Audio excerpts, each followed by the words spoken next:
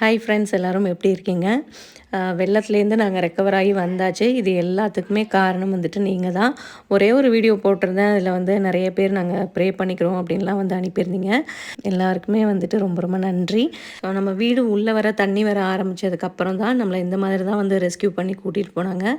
நம்ம வீடு கூட பரவாயில்ல. இதை விட 2 ஃப்ளோர் உள்ள வீடெல்லாம் பார்த்திங்கன்னா 2வது ஃப்ளோர் வரை வந்து தண்ணி வந்துருச்சு. ஸோ அந்தளவு மோசமான ஒரு வெள்ளம் தான் இந்த டைம் வந்த வெள்ளம். உங்களுக்கு பார்த்தாலே தெரியும் தண்ணி எந்தளவு ஃபோர்ஸாக போகுதுன்னு சொல்லிட்டு. தண்ணிலாம் வற்றினதுக்கப்புறம் வந்து தான் நாங்கள் வீட்டை ஃபுல்லாக வந்து க்ளீன் பண்ணோம்.